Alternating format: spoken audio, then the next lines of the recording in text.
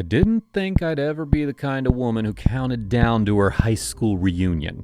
But there I was, in my studio apartment, surrounded by Amazon packages labeled XS, Spanx, and Glam Press-On Nails, refreshing the RSVP list for the North Shore High class of 14 like it was the goddamn Oscars. 10 years since Stacy Ridgemont whispered Lacey's a land whale loud enough for half the cafeteria to hear.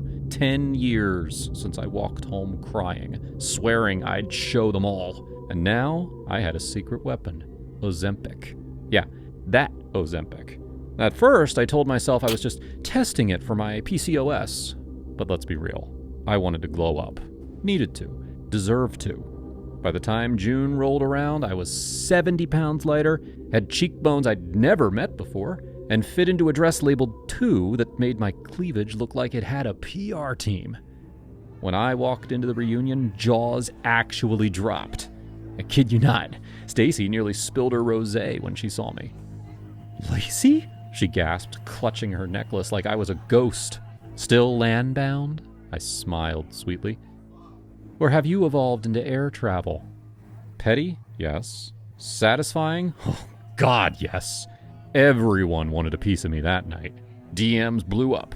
Old flames started circling like I was blood in the water. One of them, Trevor King, looked better than ever. He played cornerback in high school. Now did something in fintech or crypto or some other vague, scammy-sounding job. "Jesus, Lacey," he said, handing me a drink. "You're like a whole new person." I burned the old version. I laughed, and for a moment, I half believed it. We ended up at his place that night, a sleek condo downtown with minimalist furniture and an espresso machine more expensive than my car. Things were heating up, shirts unbuttoned, music low, and then everything went fuzzy. I felt dizzy, like my insides were curling inward. Next thing I knew, I was flat on the floor, blinking up at a horrified Trevor. He called 911. At the ER, they pumped fluids into me like I was a dying plant. Diagnosis: dehydration. Side effect of Ozempic. The kicker? Trevor was also on it. He admitted it while feeding me ice chips. "I threw up 3 times last week from just a salad," he chuckled. "But hey, abs over appetite, right?" We both laughed weakly. We went off Ozempic, doctor's orders. Within weeks, the weight came roaring back like it had been waiting in the shadows. And with it came something else, an idea. See, Trevor and I started seeing each other regularly. Misery loves company. And soon, obsession turned to resentment. We hated watching the pounds return, hated feeling powerless. Until one night, we stumbled upon a subreddit called The Glow Cartel. It wasn't public, it was invite only. But Trevor, who had some connections, got us in. It was filled with posts from people who'd faked prescriptions, traded black market GLP-1 agonists, and microdosed to keep losing weight without the nasty side effects. There was even a guy selling clean Ozempic, imported, supposedly tampered with to reduce nausea. We were skeptical, but desperate. Trevor messaged the guy. His username was Newton's Ghost. The first delivery came in a velvet box. No label, no instructions, just a note that said 1 injection per week. No puking, no slipping, no refunds. And for a while, it worked. The pounds dropped again. My Instagram looked like an influencer's. I started getting sponsored DM offers. Detox teas, teeth whitening kits, even a swimsuit line. Trevor started skipping work just to have sex or weigh himself, or both. It was intoxicating. Until we found out the truth. One of the girls from the subreddit died. Her sister posted about it, collapsed in a tanning salon. Heart failure. Lab results showed amphetamine compounds mixed into the injection. I freaked. Trevor didn't. "It's probably a one-off," he said. "People react differently. She was doing some illegal stuff too." I wanted to believe him. But then I started hearing things. In the walls. In my sleep. My heart would race for no reason. And I caught Trevor lying about how much he was using. "You said once a week," I accused. "I am! Maybe twice." And then I found the texts. He was still messaging Newton's Ghost. Only now, he was selling the stuff to others. Just helping people. he told me. "You're becoming a fucking dealer!" We fought. Hard. Screamed in the middle of a Shake Shack, ironically. He stormed out. I cried in the restroom for 20 minutes. I went to the police, gave them the username, told them about Trevor's side hustle. They said they'd look into it. A week later, Trevor disappeared. Vanished. No calls, no posts, just gone. His condo was spotless when I broke in. Yeah, I broke in, couldn't help myself. The only clue was a blood-stained towel in the trash and his crypto wallet drained. I was the last person to see him alive. The cops questioned me, of course, but I played dumb, told them he ghosted. Maybe ran off with some Instagram model. But I knew better. I think Newton's ghost killed him. Or maybe Trevor was Newton's ghost, and someone else wanted him gone. Either way, I couldn't go back to that life. I spiraled. Ate everything. Anything. Whatever was off limits before, I devoured. Cookies, fried chicken, whole tubs of frosting. My body ballooned in real time, and I didn't care. Okay, maybe I did, but caring didn't stop the cravings. And then something wild happened. I saw Trevor again. 6 months later at an all-inclusive resort in St. Lucia. He was unrecognizable. Massive. Sweating through a linen shirt, holding a tray with 5 chocolate puddings. Our eyes met across the buffet. "Lacey?" he wheezed. "Still glowing?" I smirked. He laughed. I laughed. And then we sat together by the pool. Turns out he faked his disappearance. Staged the blood. Cashed out crypto, went off-grid. Said he'd been hiding from the subreddit after some users got doxxed, and one girl's face melted from counterfeit injections. Melted? I asked. "Skin necrosis," he said, mouth full of pudding. "Like actual sloughing off. Horror movie shit." We both paused, and then shrugged. Trevor leaned back, his belly jiggling like a prize hog's. Maybe this is who we were always meant to be," he said, fat and full of lies. "No," he grinned, "free. I let the sun bake my thighs, the rolls of flesh untouched by any Spanx. Free." This story is loosely inspired from the real life of Emily Wright, a teacher based out of Toronto. She started with Ozempic in the year 2018. Miracles happened and she lost over 80 pounds. But then the side effects showed up, and she was vomiting so much that she had to take a leave of absence from work.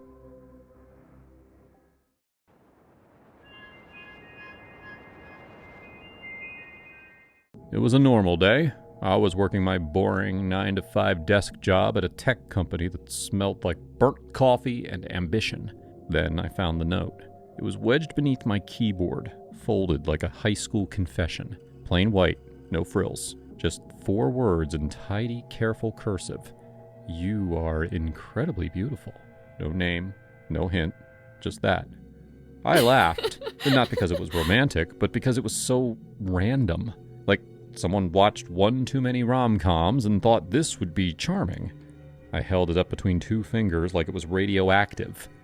"Okay, secret admirer," I muttered. Bit outdated, but cute effort. Later that evening, my coworker Mason gave me a ride home. We often carpooled when our shifts aligned. He was the kind of guy you'd describe as inoffensive. Quiet, punctual, average in the most unremarkable way. I'd never thought twice about him. As soon as I buckled in, I brought up the note.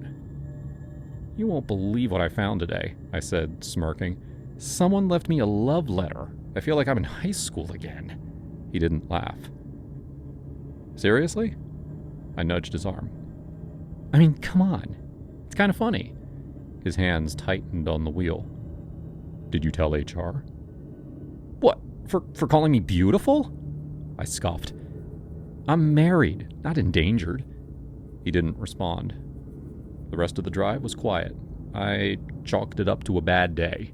The next week, HR pulled me aside, asked if Mason had ever made me uncomfortable. Said they were conducting an internal inquiry. I didn't get much detail, just a vague suggestion that past complaints were under review. I remembered the silence in his car, the way his knuckles turned white on the steering wheel. Something was off. Later, Lana from accounting messaged me. "Hey, "Did Mason ever drive you home?" I said, "Yes." She replied, "Call me." Lana told me everything. Mason had offered her rides too, friendly at first. Then he started showing up at her gym, her yoga studio. Once, he parked outside her house for hours. She only knew because her neighbor texted her a photo. "I thought I was paranoid," she said, "until HR found his search history." "What do you mean?" I asked, chilled. "Let's just say he knew a lot about where I went, what I wore, who I saw." It didn't end there. One Monday morning, our team had a presentation in the main conference room. Our manager, Darren, asked Mason to open his screen to demo a client dashboard. He plugged in his USB and tapped the wrong folder. I wish I hadn't seen it. We all do. It was a video. Deep fake quality. AI generated, but disturbingly real. Mason and Lana in a scene that looked like it belonged on a premium site behind a paywall. It was like 1,000 shades of gray. More than that. Violent even. And the worst part? The faces weren't blurred. It was them. Their expressions, all synthetically animated to perfection. The room went silent. I remember the sound of the air conditioner humming, the way time slowed. Mason frantically tried to hit escape. The laptop didn't respond. Darren yanked the HDMI cable out of the laptop. Security escorted Mason out within 5 minutes. He didn't even try to explain. The company went into PR lockdown. HR ran emergency seminars. We had to sign NDAs. They called it an isolated incident. A week after the incident, a second video surfaced. This time, it was me. The email was anonymous, but the message was clear. "You laughed. Now you'll see what's funny." I didn't click on it. I couldn't. But someone in legal did. They said it was the same AI style, just my face this time, just as twisted. The video hadn't leaked yet, but it was only a matter of time. I broke down in the HR office. "Why me?" I asked. "Why her? Why us?" They didn't have answers. They just promised to involve the authorities. A few days later, I found another note, this time in my mailbox at home. "You always thought I wasn't worthy." No envelope, no return address. I went to the police. They said Mason had been fired and was under investigation, but not charged. Not yet. They didn't have concrete evidence that he sent the email, or the note, or the video. "But he made the first one," I snapped. "Legally, that's still under review." Legally. That word stopped meaning anything after this. 3 weeks later, it was 2 a.m. My husband and I were asleep when the security lights outside flicked on. I checked the camera feed. A car parked across the street, engine idling. Too far to see the plates, but I knew. I moved out a week later. New job, new city. I didn't leave forwarding info, just vanished. Like Lana. Mason disappeared too. Last I heard, he left the state.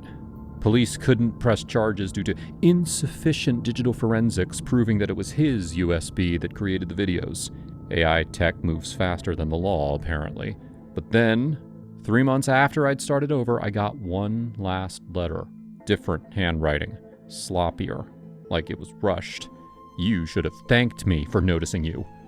I kept it in a locked drawer as a reminder.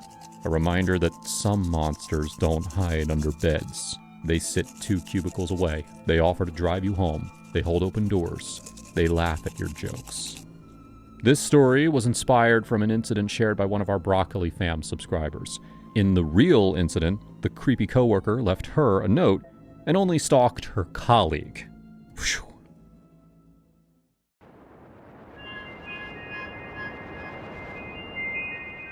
We'd just wrapped up a haircut. Jules, my regular, had been going on about some dating horror story involving a woman with a ferret and an ex-boyfriend who lived in her basement. I couldn't stop laughing. Neither could he. "Man, I swear," Jules chuckled, brushing hair off his neck. "If you ever see me swiping again, slap the phone out of my hand." I held up the cape. "Deal. But you'll owe me a tip if I break your screen." We both laughed. Then we heard it. The front door creaked open, a second too slow, and in stepped Trouble, dressed in a leather jacket 3 winters too old, and boots that looked like they'd been digging graves. He was slurring before he even got to the waiting chair. "The fuck are you laughing at?" Jules, still standing, glanced at me, then back to him. "Nobody's laughing at you, man. We're just chilling. Relax." But relax was the wrong word. Something about that word snapped him. "You think I'm a joke?" he growled, swaying a little. The stink of whiskey and sour breath hit the air like a second presence. I didn't say a word. My colleague Danny, cutting a kid's fade in the next chair, locked eyes with me in the mirror. She was already edging toward her phone, slow and silent. The drunk stepped forward. "I said," he jabbed a finger. "What's so funny, huh?" Jules raised both hands, palms out. "Dude, we ain't got beef. You walked in during a funny story, that's it." "You calling me stupid?" The kid in Danny's chair squirmed. The drunk's voice was rising. I stepped back, instinct kicking in, but there was nowhere to go. I was pinned between the counter and the shampoo sink. Then it happened. The drunk lunged. Jules blocked the first swing. A clipper cord tangled around their legs. They slammed into my chair, knocking it over. The sound of metal and plastic crashing filled the room. "Yo!" Danny barked. Another customer jumped in. Mike, a quiet guy who came in every 2 weeks like clockwork. Somehow, they separated the two.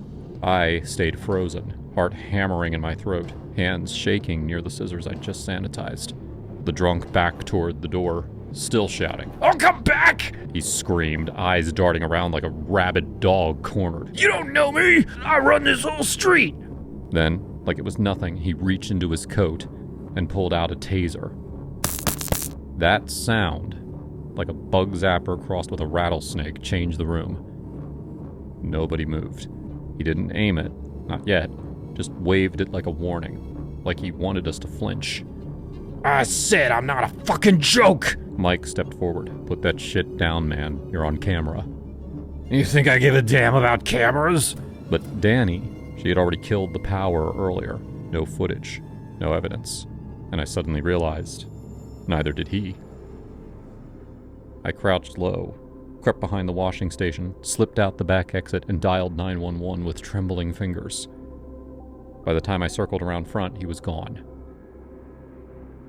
Police came, took statements, asked questions I couldn't fully answer. What was his name? Had we seen him before? No, never. Days went by, then weeks. I couldn't shake it. Every time a customer laughed out loud, I flinched. Every time the door creaked, I tightened my grip on the scissors. I started checking the mirror more than necessary, scanning for leather jackets and broken boots. Jules didn't come back for 2 months. Danny started bringing pepper spray in her apron pocket. Then we heard it. The drunk had shown up at a liquor store near 8th Street, pissed himself, and tried to choke the clerk over a denied bottle of Fireball. Cops found a knife in his sock and a taser in his jacket. Tagged. Community service. Parole violation. No jail time. This story was shared by one of our Broccoli fam subscribers, Kevin. In all his years as a working professional, this was the most messed up incident he experienced.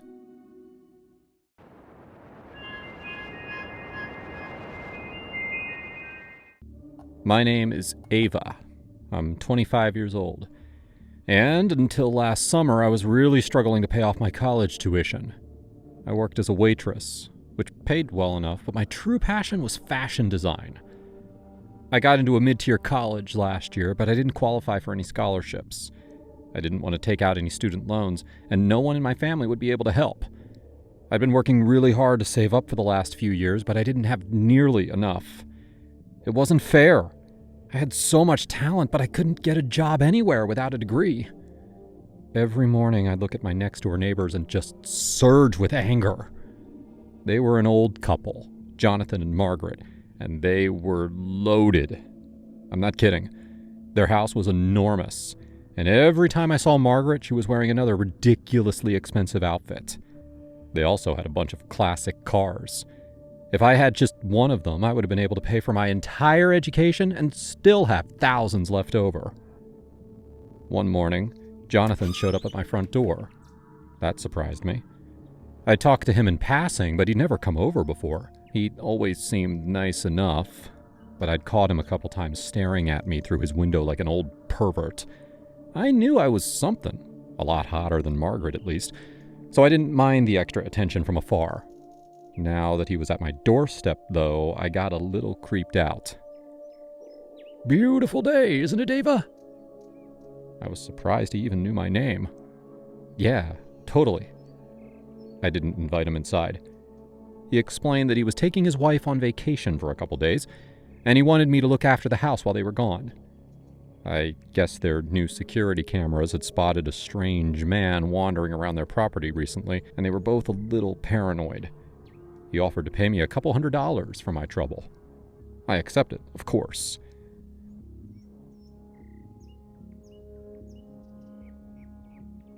For the first time, he took me back to his place and showed me around the property, explaining where the security cameras were. He acted pretty normal, until we reached the backyard where no one could see us. That's when he got uncomfortably close and said, "You smell nice." I politely pushed him away and hurried back around. I would not be treated like this. Jonathan followed me to the front of the house, acting as if nothing happened. His wife was there waiting for us. She had this annoyed, resigned expression that told me she knew all about her husband's skeevy behavior. They both thanked me for my help, got in their car, and drove away. I decided to do one more walk around the property, just to make sure Jonathan had remembered to lock everything. The guy creeped me out, but he was still paying me. That's when I noticed that he'd left their garage door slightly open. All of their super valuable cars were inside. Plus, when Jonathan had showed me where all the security cameras were pointing, he'd mentioned that the one facing the garage wasn't connected yet. Now, I'm not a criminal, but I was very desperate for money, and I suddenly had this huge opportunity. If Jonathan hadn't been such a creeper, I probably would have had more doubts. But as I stared at the partly open garage door, I felt emboldened to act. I looked around, making sure no one could see me. Then I wrapped my hands in my jacket to avoid leaving fingerprints, and pulled the garage door all the way open. There were 3 classic cars inside, all beautiful, all crazy expensive. The keys were all hanging on the wall, which seemed like a very stupid place to keep them. Whatever. I grabbed one and used it to unlock the first car, a convertible. 10 minutes later, I was cruising down the street, straight to my ex-boyfriend Jimmy's junkyard. Jimmy was a really sketchy person, which was why we broke up, but he was the perfect person to help me unload a stolen car. "Huh, damn, girl! Look at you, Miss Grand Theft Auto!" He called up his connection right away, and by that afternoon, I was rich. I took an Uber back home, then went back to Jonathan's place to close up the garage and make sure that I didn't leave anything incriminating behind. Unfortunately, I didn't see that my ring had fallen when I was using my jacket to open the garage door. I didn't know that it was sitting on the ground for anyone to see. When Jonathan and Margaret returned, I greeted them at the front door and told them that I hadn't seen any suspicious activity in their house. They thanked me, and Jonathan gave me a wad of cash. Literally 5 minutes later, I heard Margaret scream from their garage. I expected them to come right over and accuse me of stealing, but they didn't. I waited for them to come, but they didn't.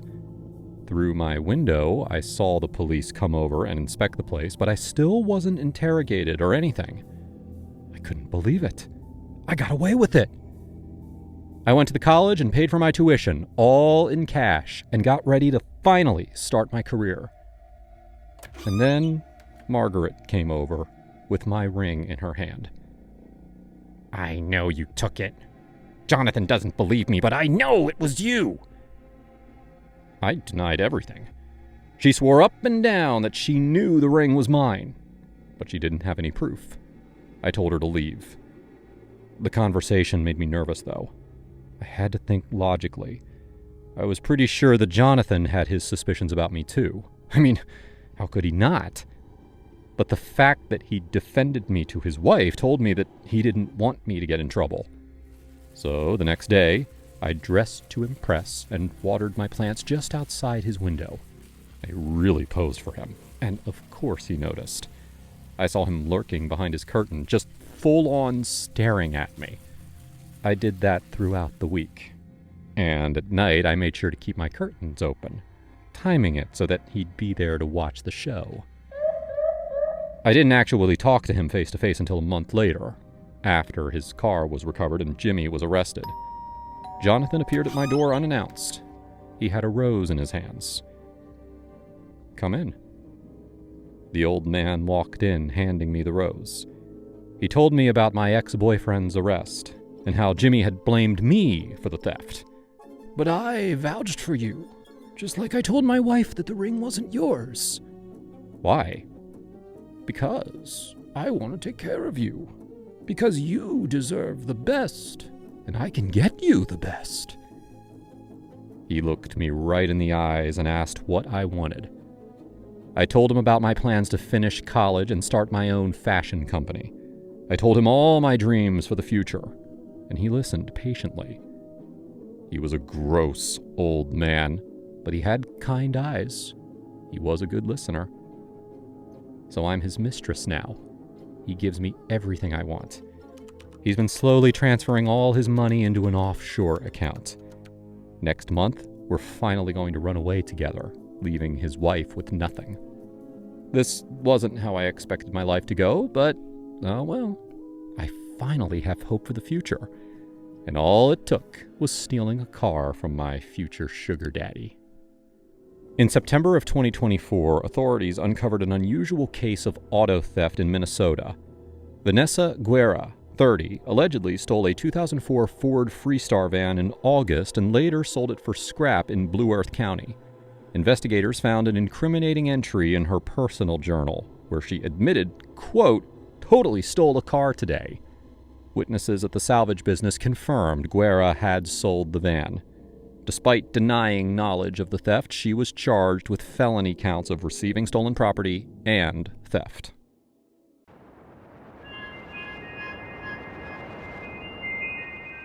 I was in high school when Snapchat first came out.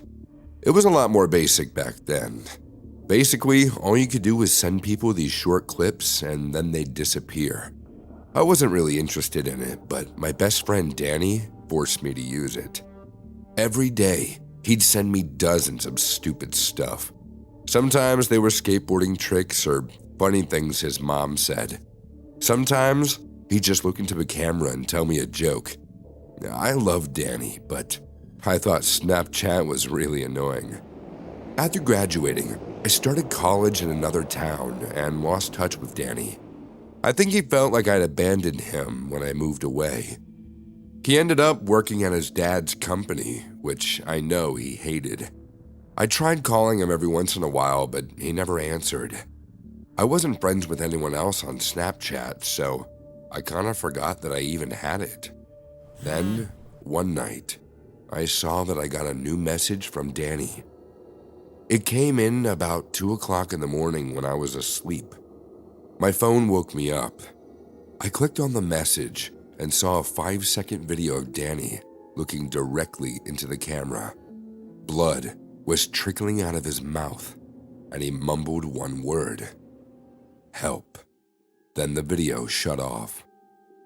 I was half asleep at the time, and my brain really didn't register what I was seeing. I guess I just thought it was some dumb prank, but I put my phone back on the end table and went back to sleep. It wasn't until the next morning that I realized how strange that video was. I didn't think it was real, of course, but I didn't know why Danny would send me that after all this time of no contact. I decided to skip my morning classes and stayed in my dorm. I called Danny, but again, he didn't answer. Then I called Danny's mom. She seemed very surprised to hear from me. I asked her if Danny was around, and she said no and hung up on me. Had something happened to Danny? I didn't know who else to call, and I couldn't go back to my hometown. I realized that maybe the best way to contact him would be through Snapchat. So I took out my phone and recorded a short video asking if Danny was okay. Then I hit send. Less than a minute later, I got a response. It was a single photo of Danny sitting at his desk and smiling. A caption said, "Just fine." But I knew that he wasn't fine. That photo was from over a year ago. I recognized the photo because I had taken it. Something had happened to him, and someone else was using his phone. I thought about calling the police, but I didn't have any evidence. The video he sent had disappeared, and I didn't know how to bring it back. I called my parents to ask them if they could go over to Danny's house and check on him. They seemed confused, so I tried to explain what was happening. They didn't understand a word I was saying. They'd never heard of Snapchat, and I guess I was sounding a little frantic. Eventually, they told me to calm down and focus on my studies. Then they ended the call. Without any other options, I decided to leave school and fly back home. If my best friend had been killed, I needed to find out. I ended up paying hundreds of dollars for a last-minute flight, but I was able to arrive back home that afternoon. When I got to the airport, I tried calling my parents again to pick me up, but they didn't answer. I called a couple of my other high school friends, but no one was willing to come get me. I ended up spending a lot of money on a taxi just to get all the way back to my house. When I got home, my house was empty. Both my parents were at work. Thankfully, I still had the keys to my dad's truck, so I used that to drive straight to Danny's house. When I pulled onto his street, I saw that there were dozens of cars parked near Danny's house. It looked like they were having a big barbecue or something. I walked inside without even knocking and saw Danny's parents drinking wine and celebrating with their friends. Everyone was talking and laughing, but when they noticed me, everyone got really quiet. I asked where Danny was, and his mom awkwardly said that he was at work. I didn't believe that for a second. I pulled out my phone and called Danny's number. I heard his phone starting to ring in his mom's pocket. She looked at me for a long moment and then shouted, "Get him!" Instantly, everyone at the party started running towards me. The front door was still open, so I ran out of the house. I wasn't fast enough though, because Danny's dad tackled me to the ground. As I screamed for help, he pulled me back inside. I kept struggling to get away, but he kicked me on the side of my head and I blacked out. When I woke up, I was tied to a chair. Everyone was gone except for Danny's parents. They stood over me, glaring. "What did you do to Danny?" I asked. I was woozy from my concussion, so I slurred my words. His father walked closer. "What do you know?" he asked. "I know that he's dead," I said. "I know that you killed him and you're trying to cover it up." He slapped me across the face. "And what evidence do you have?" I didn't have anything. The only proof I had was the video they sent me of him dying, and that was gone forever. "Nothing," I said. "So just let me go." They exchanged looks, each trying to figure out what to do. Then, Danny's mother walked towards me and started to untie me. She got really close to my ear and whispered, "Danny moved away. That's all. And if you say otherwise, no one will believe you."